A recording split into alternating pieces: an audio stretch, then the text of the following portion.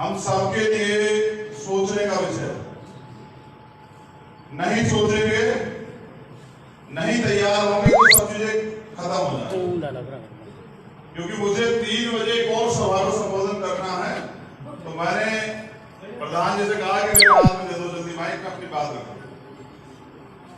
तो बहुजन समाज में जन्मे सभी संतों, गुरुओं, महापुरुषों को नमन करते हुए और सबसे माफी चाहते हुए आज बस मैं माननीय काशीराम साहब के साथ जो है उनसे जुड़ी बातों पर चर्चा करूंगा और आपसे जो है निवेदन चाहूंगा कि आप मेरी बात को गौर से सुने। क्योंकि अभी मैं वहां बैठा था तो हमारे नौजवान साथी फोटो खिंचवाने आए थे वहां और एक अच्छे वक्ता यहाँ बोल रहे थे, तो मुझे महसूस हुआ कि हमारे लोगों ने हमारे जो वास्तविकता में विचार है उन पर ध्यान दिया ही नहीं। तो विचारों की तो लड़ाई, यहाँ विचारों की तो लड़ाई, एक तरफ गैर बराबरी पर आधारित तमाम तरह की संस्थाएं, दल, संगठन है, एक तरफ मानवता पर आधारित संगठन है, एक तरफ मानवता पर आधारित पार्टियां हैं और गैर बराबरी की तो लड़ाई है, तो विचारधारा की लड़ाई। तो अगर विचार को सुनेंगे नहीं, जानेंगे नहीं, उस पर अमल नहीं करेंगे तो बताओ कैसे बदल हो जाएगा। तो आज माननीय काशीराम जी की 87वीं जयंती, और जो बात मैं आपसे कह रहा हूं ये बहुत जरूरी है सुनना कि मैंने बाबा साहब को बहुत करीब से, जब हमारे घर नहीं थे तब बाबा साहब ने कहा कि जाओ अपने घर की दीवारों पर लिख दो कि हमें इस देश का शासक बनना। तब हमारे लोगों पे पक्के मकान भी नहीं थे, दीवारें कहां से होंगी, लेकिन एक सपना था कि आने वाले कल में जो संविधान मैंने दिया है, इसमें जो वोट की ताकत मैंने दी है, इसमें जो तमाम तरह के संवैधानिक अधिकार मैंने दिए हैं, जिस दिन हमारे लोग पढ़ लिख के समझ के तैयार हो जाएंगे और अपनी जिम्मेदारी को समझेंगे तो इनके घर भी बन जाएगा। इस सपने को ये लोग जिंदा रखेंगे। और बाबा साहब के जाने के बाद वो सपने जो है मर गए, वहीं के वहीं रुक गए। क्योंकि कहते हैं कि विचार, व्यक्ति मर जाता है तो विचार भी मर जाते हैं। लेकिन बाबा साहब अम्बेडकर से सवाल हुआ था कोलंबिया यूनिवर्सिटी में, कुछ बुद्धिजीवी लोगों ने कहा किया कि पूछा कि बताओ डॉक्टर अम्बेडकर, अगर व्यक्ति मर जाता है तो विचार मरते हैं नहीं मरते हैं? तो बाबा साहब अम्बेडकर ने कहा कि व्यक्ति मर जाता है, विचार में मर जाते हैं, अगर उन विचारों का प्रचार प्रसार रुक जाए तो विचार भी मर जाते हैं। तो आज हमारी बुआ जी यहाँ हमारे संरक्षक रूप में हम सबसे बड़ी हमें आशीर्वाद देने के लिए यहाँ बैठी हैं। विचार तो मर गए हैं, विचार तो रुक गए हैं। जिन्होंने काशीराम जी का कैडर लिया, तमाम लोग अभी मुझसे कह रहे थे राय साहब कि मैंने 81 में लिया कैडर साहब से। तमाम सीनियर लोग यहाँ बैठे हैं और बुद्धिजीवी लोग यहाँ बैठे हैं। कैडर ही तो खत्म किया और जो नारे थे वो सब बदल के रख दिए। और देखो कैसे बताता हूं, बहुजन हिताय से क्या हो गए, बहुजन सुखाय से क्या हो गए, जिसकी इतनी संख्या भारी उसकी इतनी हिस्सेदारी। तो बताओ किसकी संख्या भारी और किसकी हिस्सेदारी? जो लोग आपके हाथ का छुआ पानी नहीं पीते उनको नेतृत्व दे दिया है कि वो विधानसभा लोकसभाओं में आपका नेतृत्व कर रहे हैं। जिन्होंने गैर बराबरी पे आधारित व्यवस्था को चलाया, पाला, पोसा और आप पर लागू करके रखा, आपको बिछाड़ के रखा, आपको दबा के रखा, आपको लगता है वो आपके अधिकारों में लड़ लेंगे? आपको लगता है वो आपको भला कर देंगे? जो आज भी आपके तमाम तरह के अधिकारों से परेशान है और सोचते खत्म हो जाए और उसके लिए नए रास्ते ढूंढते हैं। आरक्षण के खिलाफ आंदोलन करते हैं, SC/ST के खिलाफ आंदोलन करते हैं, संविधान के खिलाफ आंदोलन करते हैं, संविधान को जलाते हैं। आप उनके भरोसे पड़े हो, आप कहते हो बीजेपी कांग्रेस जो है यहाँ अपनी, आप हमें अभी हमारा भैया कह रहा था कि कहते हैं कांग्रेस अपनी पार्टी है, हमारी सरकार है। इस सरकार में कहा आया, एक अभी मुझे भाई ने दिया कि बताओ उनका नारा था RT एक्ट, कौन सा? राइट टू एजुकेशन एक्ट जो है ना, सरकार बनने से पहले उन्होंने कहा, प्रेस कॉन्फ्रेंस करके उनके तमाम नेता यहाँ थे कि जब हमारी सरकार आएगी तो हम इसको लागू करेंगे, राइट टू एजुकेशन जो है इसे लागू करेंगे। और अब उनकी सरकार जाने वाली है तो लाभ नहीं किया, समझ रहे? तो अगर आपको अपने अधिकार चाहिए तो आपको उसके लिए लड़ना होगा और बिना संघर्ष के सत्ता कभी नहीं मिलती। ये मान्यवर काशीराम साहब का करते। तो मैंने जिस दिन महसूस किया कि नहीं, यहां तो सब उल्टा हो गया है, काशीराम जी की विरासत तो है, सिद्धांत तो छोड़ दिए, यहां तो सारे नारे पलट दिए हैं। कहा था वोट हमारा राज तुम्हारा नहीं चलेगा, नहीं चलेगा, वोट भी हमारा राज भी उनका, राज चल भी रहा है, हम लोग हासिल में भी हैं। कहा था जो बहुजन की बात करेगा वो दिल्ली में राज करेगा, और राज कौन कर रहे हैं? सबका साथ सबका विकास वाले, हम लोग कहां हैं? तो मेरा कहना आपसे ये है, बड़ी बड़ी बातें करने से कुछ नहीं होगा। माननीय काशीराम ने जो कहा था ना, अगर उसे आप पढ़ लें, उसे समझ लें, हम जयंती उत्सव पे इसलिए इकट्ठा हुए, पता क्या? कि हम उनके विचारों का आदान प्रदान कर सके। जो मुझे पता है मैं आपको बता दूं, जो आपको पता है वो आप हमें बता दें, और हम सब मिलकर उनके विचारों पे चले। तो उन्होंने कहा कि जिस समाज की गैरराजनीतिक जड़ें मजबूत नहीं होती उनकी राजनीति कभी कामयाब नहीं होती। तो गैरराजनीतिक जड़ें मजबूत कैसे होती है? एक जाति से। उन्होंने तो बहुजन बनाया, और बहुजन बना के जो है उन्होंने तमाम तरह के हर समाज के नेता तैयार किए, हर समाज के लोगों को जिम्मेदारी दी, उनको टिकट दिए, उनको विधानसभा लोकसभा में भेजा, उनको उनके समाज के बीच भेजा जोड़ने के लिए। लेकिन हमने तो सब पलट दिया। तो बस मैंने उनसे एक चीज पढ़ी थी, उन्होंने कहा कि मुर्दा लोग मिशन नहीं चलाते और जिंदा लोग रुकने नहीं देते। तो जानिए कि हम जिंदा कौम है, और हम माननीय काशीराम साहब के मिशन को अधूरा किसी कीमत पे नहीं छोड़ेंगे, बिल्कुल नहीं छोड़ेंगे। अपने जीवन का आखिरी खतरा लगा देंगे और माननीय काशीराम साहब के त्याग बलिदान को, उनके संघर्ष को धरातल में उतारने का काम करें।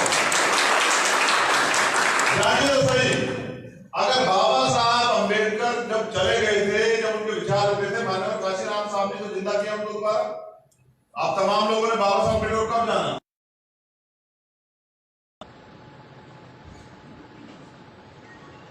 एक फकीर, एक संत, एक योद्धा, हाशिए पे पड़े समाज को, जिनको रोटी के अलावा कुछ समझ ही नहीं आता था, उस समाज को राजनीतिक शक्ति का एहसास कराया। और किसकी बदौलत? कि जब मान्यवर दीना माना वाल्मीकि साहब ने उनसे वहां कहा कि ये किताब जरा पढ़ना आप एक बार, जब 14 वर्ष में छुट्टी नहीं मिल रही थी, तो उन्होंने क्या किया कि उस किताब को एक रात में 3 बार पढ़ा। तो कहां से मिला ज्ञान? किताब से, विचारों से। तो फिर क्या हुआ? मिशन में लग गए, सारे काम छोड़ दिए। और काशीराम ऐसे नहीं बनता है, हम वहां भी कह रहे थे, सदियों में पैदा होता है काशीराम। एक काशी के रविदास हैं, आपको याद है? नहीं है? काशी बनारस के रविदास, भूले तो नहीं हो? है नहीं है? और एक काशी के राम, समझ रहे हो? हमने अपना इतिहास नहीं पढ़ा, उनको जाना नहीं, उनको पहचाना नहीं, उनके रास्ते में चले नहीं, तो कैसे मुक्ति होगी? तो हमारे राम काशीराम है, और काशीराम साहब ने संघर्ष का रास्ता दिखाया, और उस संघर्ष के रास्ते को दुनिया की कोई ताकत हमें आगे बढ़ने से नहीं रोक सकती। उन्होंने कहा कि जिस कौम को मुफ्त में खाने की आदत हो जाती है ना, वो कभी क्रांति नहीं कर सकती, और जो कौम क्रांति नहीं कर सकती वो कभी शासक नहीं बन सकती, और जो कौम शासक नहीं होती उनकी बहन बेटियों पर रोज अत्याचार होते रहते हैं, उनके तमाम तरह के अधिकार छीनते रहते हैं, उनके ऊपर गुलामी हमेशा थोपी जाती रहती है। तो मैं ये पूछना चाहता हूं, तमाम बुद्धिजीवी पढ़े लिखे लोग यहाँ बैठे हुए हैं, पंजाब से जुड़े हुए लोग, किसने रोक रखा है काशीराम साहब का काम करने से? आपको काशीराम साहब के तो सिद्धांतों पर उनका काम है। तो सिद्धांत तो सबने पढ़े, सबने जाना, लेकिन मैंने कहा ना, उनके लिए अगर काशीराम बनना है, क्योंकि काशीराम दोबारा तो नहीं पैदा हो सकते, अगर काशीराम बनना है या उनके विचारों में चलना है ना सर, तो उनके सिद्धांत पे चलना पड़ेगा। उनका चित्र पकड़ के काम नहीं चलेगा, सिर्फ फोटो पे माला चढ़ाने से काम नहीं चलेगा, उनके जैसा त्याग करना पड़ेगा। अभी भाई मुझसे कह रहे थे, मुझसे नहीं सबसे कह रहे थे, और उन्होंने कहा कि माई ने क्या कहा, किशन कौर ने,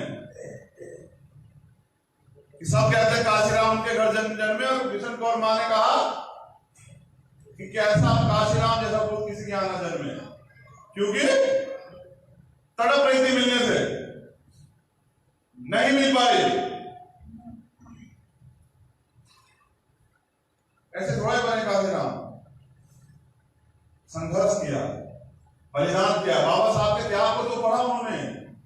कि किस तरह अपने 4 बच्चे कुर्बान कर दिए, तो अपनी पूरी जिंदगी कुर्बान कर दी, नौकरी छोड़ दी, घर छोड़ दिया, परिवार छोड़ दिया, सबको 1 इंच जमीन नहीं लेके गए।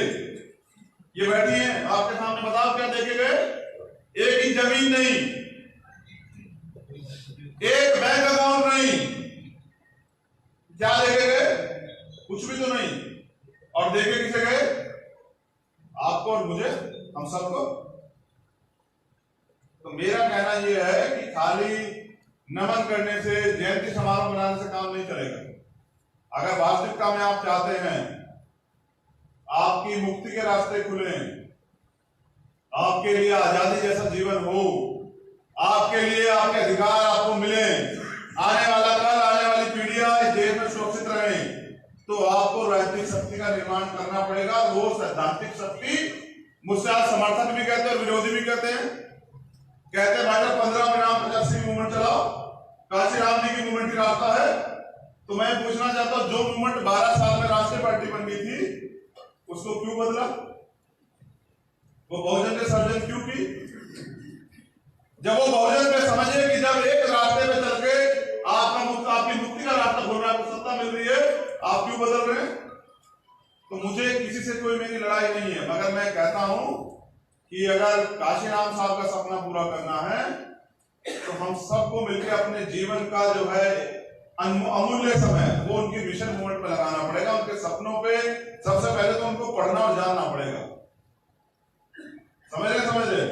अगर नहीं पढ़ेंगे, नहीं जानेंगे तो भाषणों से पेट नहीं भरता। पेट भरने के लिए राशन की जरूरत होती है, और सरकार बनाने के लिए राजनीतिक शक्ति की जरूरत होती है। तो उन्होंने फॉर्मूला दिया है, N into D into S is equal to change। और ये हिंदी में मैं समझा देता हूं। ये 3 अंग्रेजी के वर्ड है। N मतलब नीड, D मतलब डिजायर, S मतलब स्ट्रेंथ, और इज इक्वल टू, यानी कि अगर ये तीनों आपका तैयार हो गया तो फिर आप परिवर्तन कर सकते हैं।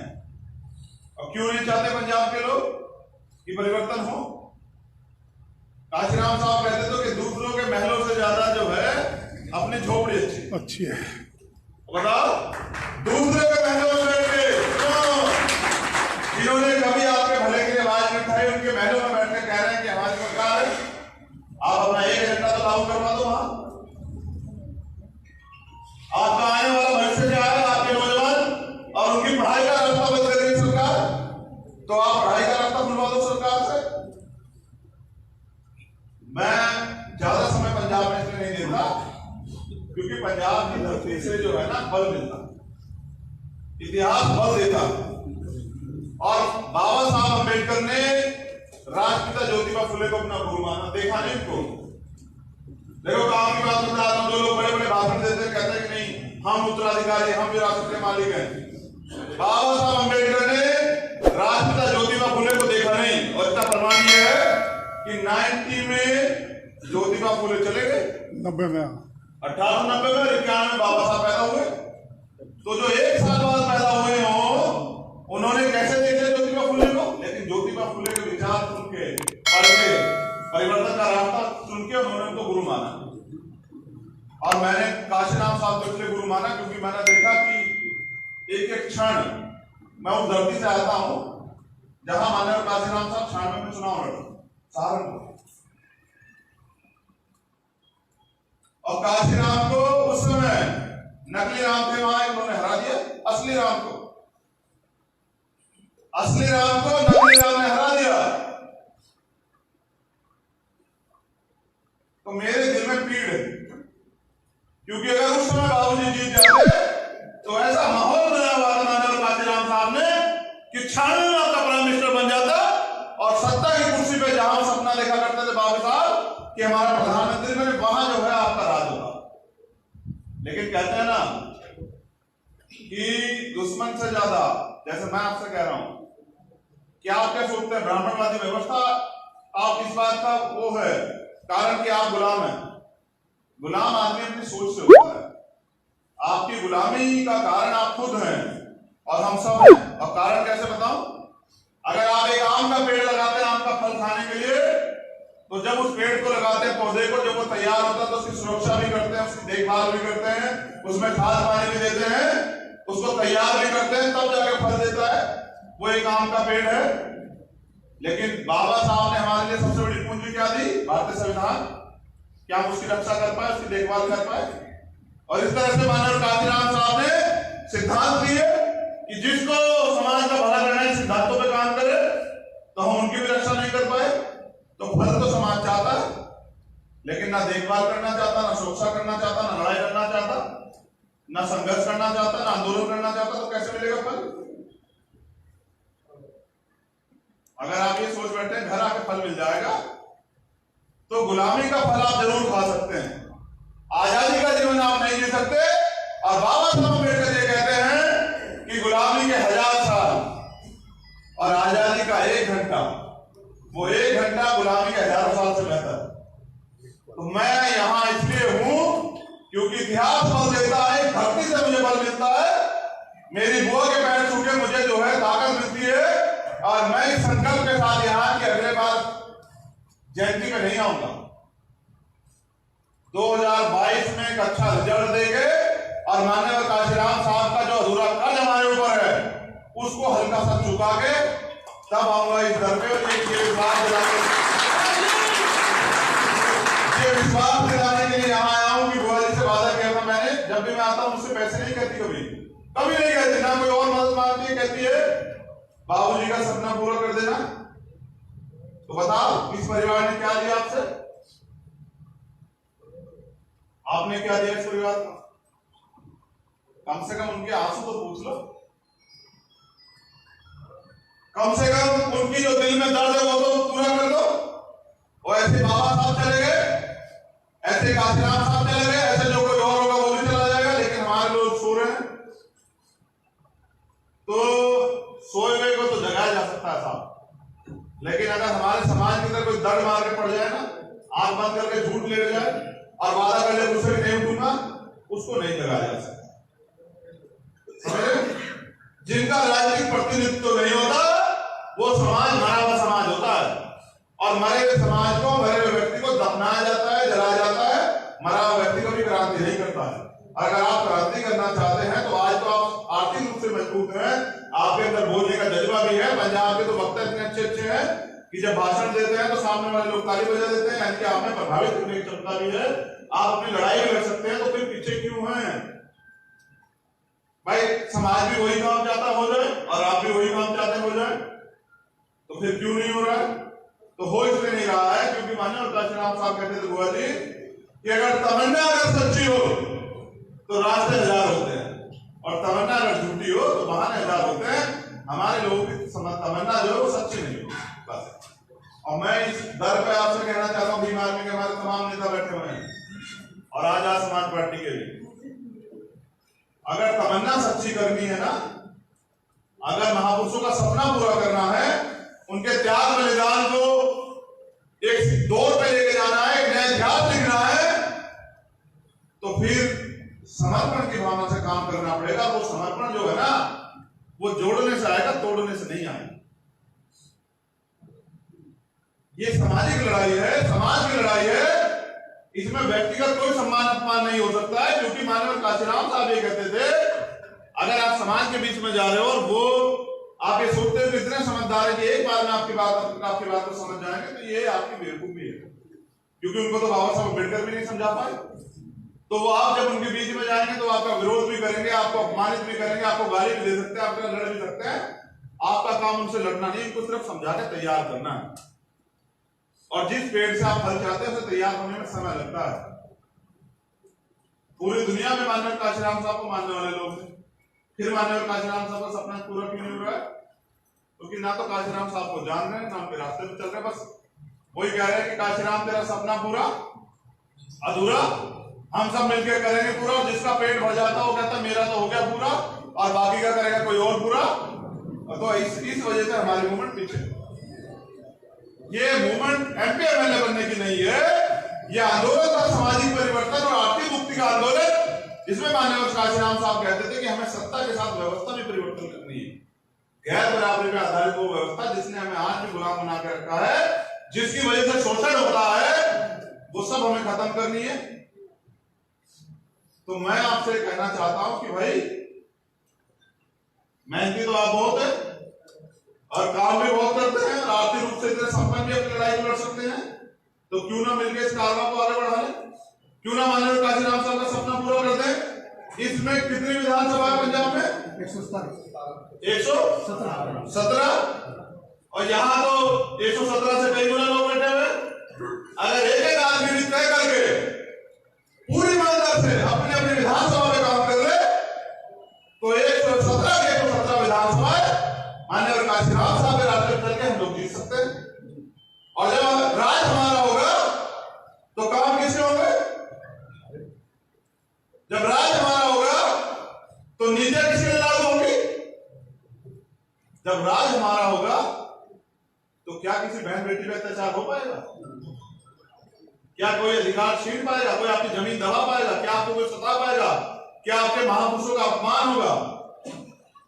मुझे बस इतना आपसे कहना था। बाकी मैं कुछ लोगों को इंट्रोडक्शन करवा देता हूं। आप एमएल तोमर हैं, हमारे प्रभारी हैं पंजाब के, और ये आपको लगातार मिलते रहेंगे। मैं चाहूंगा कि आप इनको समय दें, मीटिंगें करवाएं कि अपनी बात को आप लोगों के बीच सहयोग से जनता के बीच में लेके जाएं। पहली बात, ये हमारे पंजाब के प्रधान है आजाद समाज पार्टी के राजीव कुमार लवली जी, ये भी आपके बीच में रहेंगे। मैं उम्मीद कर रहा हूं कि आप इनको भी मदद करेंगे। ये एडवोकेट इंद्रजीत जी हैं, मैं अनुरोध करूंगा कि आप इनकी मदद करें। ये सब लोग अपने घर का काम छोड़ के अपने महापुरुषों के आंदोलन को आगे बढ़ाने के लिए निकले। ये सतविंदर गुरु जी हैं, मैं इनका भी आपसे परिचय कराना चाहता हूं। यहाँ मंजीत सिंह नोटियाल है, हमारे भीम आर्मी के राष्ट्रीय उपाध्यक्ष हैं, ये भी आपके बीच आते रहेंगे। इनके बाद कमल कुमार बराड़ा जी हैं, हमारे हरियाणा के भीम आर्मी के प्रदेश अध्यक्ष हैं।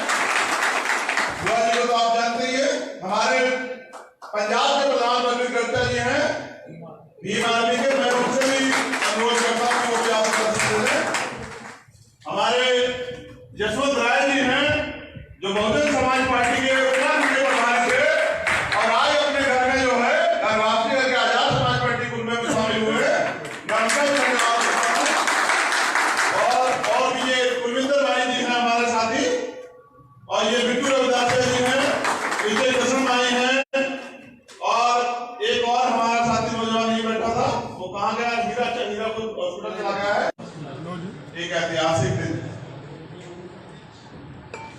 और ये ऐतिहासिक दिन हम सबके लिए सोचने का विषय है। नहीं सोचेंगे, नहीं तैयार होंगे तो सब चीजें खत्म हो जाएंगी। क्योंकि मुझे 3 बजे एक और सभा को संबोधन करना है, तो मैंने प्रधान जी से कहा कि मेरे हाथ में दे दो जल्दी माइक, अपनी बात रखो। तो बहुजन समाज में जन्मे सभी संतों गुरुओं महापुरुषों को नमन करते हुए और सबसे माफी चाहते हुए आज बस मैं माननीय काशीराम साहब के साथ जो है उनसे जुड़ी बातों पर चर्चा करूंगा और आपसे जो है निवेदन चाहूंगा कि आप मेरी बात को गौर से सुने। क्योंकि अभी मैं वहां बैठा था तो हमारे नौजवान साथी फोटो खिंचवाने आए थे वहां, और एक अच्छे वक्ता यहाँ बोल रहे थे, तो मुझे महसूस हुआ कि हमारे लोगों ने हमारे जो वास्तविकता में विचार है उन पर ध्यान दिया ही नहीं। तो विचारों की तो लड़ाई, यहाँ विचारों की तो लड़ाई, एक तरफ गैर बराबरी पर आधारित तमाम तरह की संस्थाएं, दल, संगठन है, एक तरफ मानवता पर आधारित संगठन है, एक तरफ मानवता पर आधारित पार्टियां हैं, और गैर बराबरी की तो लड़ाई है, तो विचारधारा की लड़ाई। तो अगर विचार को सुनेंगे नहीं, जानेंगे नहीं, इस पर अमल नहीं करेंगे, तो बताओ कैसे बदला हो जाएगा? तो आज माननीय काशीराम जी की 87वीं जयंती, और जो बात मैं आपसे कह रहा हूं ये बहुत जरूरी है सुनना, कि मैंने बाबा साहब को बहुत करीब से पढ़ा। जब हमारे घर नहीं थे तो बाबा साहब ने कहा कि जाओ अपने घर की दीवारों पर लिख दो कि हमें इस देश का शासक बनना है। तब हमारे लोगों पे पक्के मकान भी नहीं थे, दीवारें कहां से होंगी?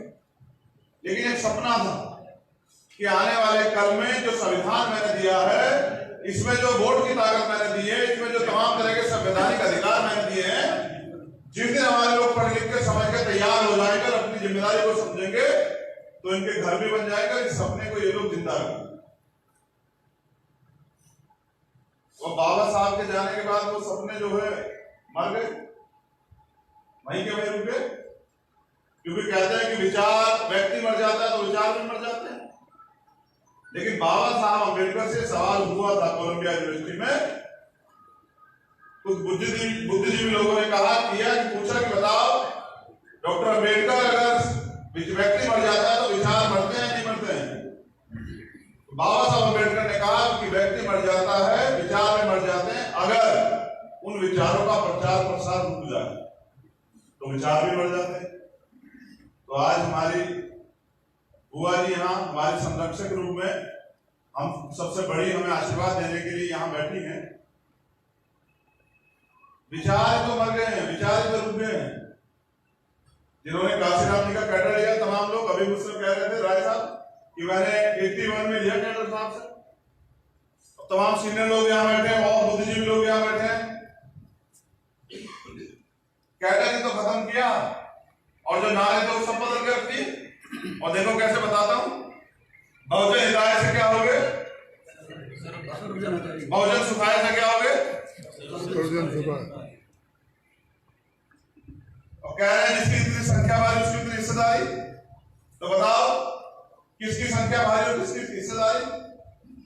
जो लोग आपके हाथ का छुआ पानी नहीं पीते, उनको नेतृत्व दे दिया है कि वो विधानसभा लोकसभाओं में आपका नेतृत्व कर रहे हैं।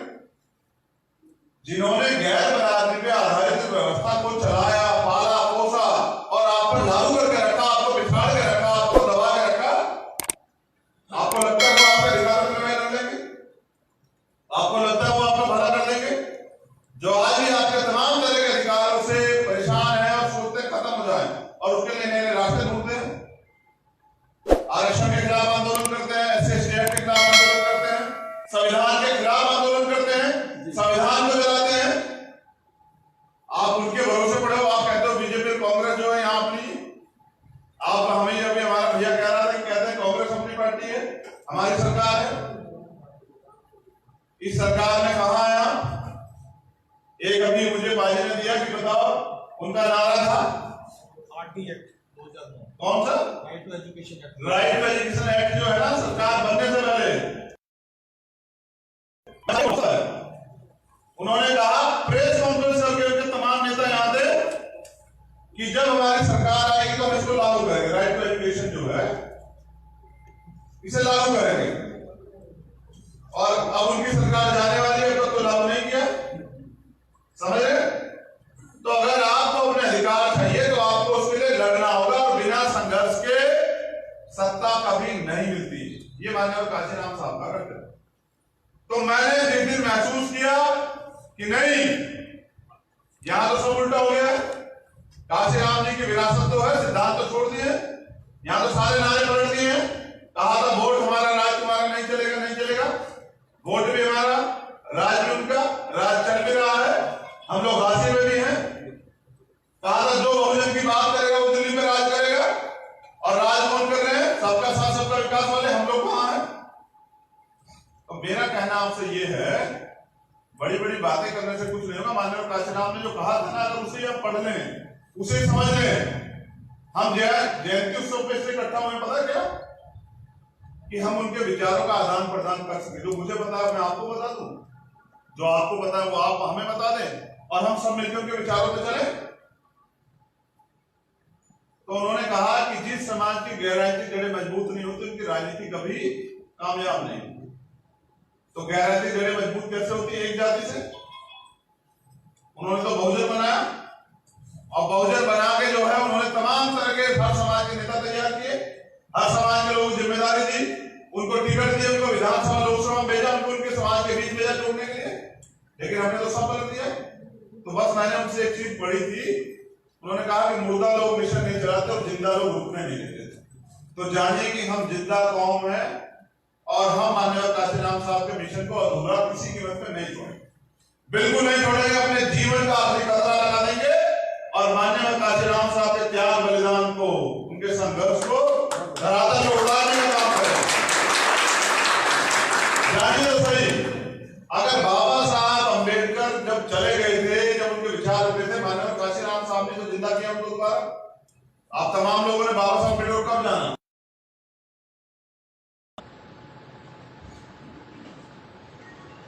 एक फकीर, एक संत, एक योद्धा,